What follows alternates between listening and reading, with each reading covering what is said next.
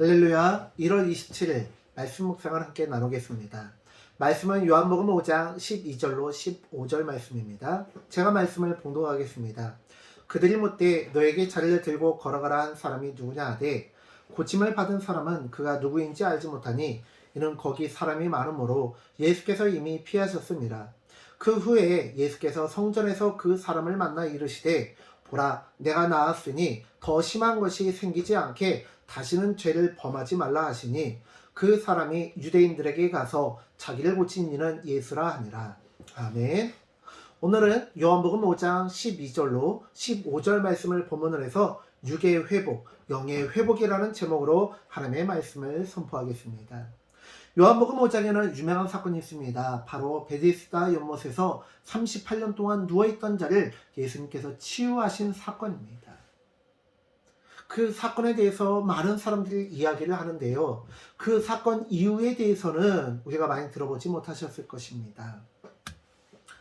오늘 요한복음 5장의 치유 사건은 요한복음 9장의 사건과 비교를 할 때 제가 여러분들에게 말씀드리고자 하는 말을 더 잘 이해할 수 있을 것입니다. 요한복음 9장에는 나면서부터 소경된 자를 치유하신 사건이 나옵니다.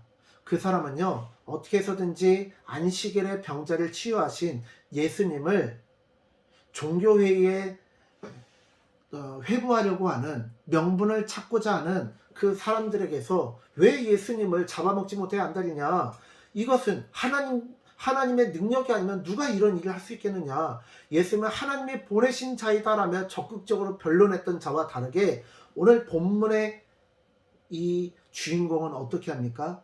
예수님께서 38년 동안 누워있었던 자를 치유해 주셨음에도 불구하고 그런 유대인들이 너 왜 안식일을 범해? 라고 하니까 내가 그렇게 한 거 아니에요. 나 치유해 준 사람이 그렇게 한 거예요. 그렇게 하더니 나중에 예수님을 만나서 그 예수님의 이름을 알게 되니까 유대인들에게 가서 자신을 고친 사람이 예수라라고 신고합니다. 이 유대인들은 누굴까요? 그렇습니다. 유대의 종교 지도자들이겠죠. 예수님을 눈의 가시처럼 여기는 자들에게 신고를 하는 것입니다. 우리나라 옛날 동화에 전래동화에 은혜 갚은 까치라는 전래동화가 있습니다. 어떤 선비가 한양으로 과거 시험을 보기 위해서 한양으로 가는데 보니까 뭐 까치들이 까까 하면서 막 소리를 지르는 소리가 들려서 봤더니 뱀이 막 커다란 구렁이가 새끼 까치들을 잡아먹으려고 하는데 그 엄마 까치 아빠 까치는 막 어떻게 시선을 여기저기로 돌리고 구렁이를 쫓아내려고 하지만 워낙에 등치의 차이도 크고 하기 때문에 막 안타까워서 소리만 지르고 하는 거예요. 그러니까 선비가 얼른 가서 그 구렁이를 지팡이로 두드려 패서 쫓아냈다고 그러죠.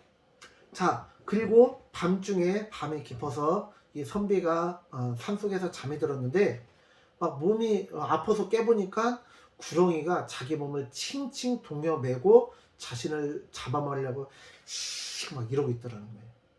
근데 동화니까 그러지만 이 구렁이가 그 선비한테 그러더래요. 네가 감히 나의 식사를 방해해?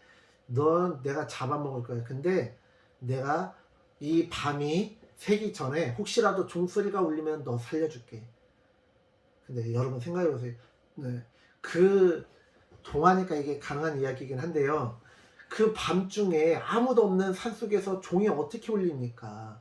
그러니까 한마디로 구렁이가 그 선비를 희롱하고 조롱하고 죽이려고 하는 거예요. 그런데 기적처럼 멀리에서 땡 하는 소리가 울리더라는 거예요. 나중에 알고 봤더니 그 엄마까치 아빠까치가 자기 새끼들을 살려준 그 선비를 살려주기 위해서 멀리서부터 세게 비행을 해가지고 날갯짓을 해가지고 막 빠르게 달려와서 그 종에 부딪혀서 소리를 냈더라는 거예요. 비록 전래동화지만 우리나라 많은 동화를 보면 동물들도 그 은혜를 알고 갚으려고 한다라는 거예요. 그런데 동물도 아니고 사람이 그 은혜를 한순간에 엿바꿔 먹는 진짜 말도 안 되는 짓을 합니다. 여러분 38년이면요. 옛날 사람들한테는 거의 일평생 동안 누워있었다고 보면 돼요. 그런데 자신의 일평생 소원이 뭐예요? 자리를 떨치고 일어나는 거잖아요. 소원을 들어주신 하나님의 사자로 하나님께서 보내주신 그 예수님을 신고해요. 자기 살겠다고. 지극히 이기적인 사람입니다. 자, 그런데요. 이런 사람만 있을까요? 베데스다에 38년 동안 누워있었던 이 환자처럼 비상식적이고 몰상식적인 자기만 아는 이기적인 사람이 오늘날에도 교회에 많이 있더라는 것입니다. 동물도 은혜를 갚는 것을 당연하다고 생각하는데 교회에서 자신의 직분을 자랑하고 자신의 신앙생활을 자랑하고 신앙의 연수는 자랑하지만 너무나 비상식적이고 몰상식적이고 예의가 없는 무례한 사람들도 많이 있더라는 것입니다. 그렇게 교회가 욕을 먹고 있습니다. 그러나 우리는 이기적이고 몰상식적인 신앙인이 아니라 하나님의 은혜를 은혜로 갖고 하나님께서 우리에게 베풀어 주신 그 사랑을 세상 사람들에게 나눠줌으로 하나님의 사랑을 하나님께 갖고 사람들에게 나눠주는 십자가 용사가 되기를 간절히 축원합니다. 기도하겠습니다. 하나님, 우리가 오늘 주님의 말씀을 살펴봅니다. 오늘 요한복음 5장에 나와 있는 은혜를 원수로 갚는 사람이 있는데 교회 안에도 이런 사람들이 많이 있습니다. 그러나 반면 요한복음 9장에 나오는 것처럼 예수님께서 자신에게 베풀어 주신 은혜를 잊지 않고 자신이 유대 사회에서 왕따를 당하고 이지매를 당하고 파면당할 수도 있지만 그럼에도 불구하고 끝까지 예수님을 변론했던 나면서부터 소경된 사람도 있습니다. 충성된 사람도 있습니다. 우리 모든 하늘동산교회 성도님들은 예수님의 은혜를 은혜로 갖고 하나님의 사랑을 사랑으로 갚는 충성된 사람들이 될 수 있도록 은혜 베풀어 주시옵소서. 감사드리며 예수님의 이름으로 기도드립니다. 아멘.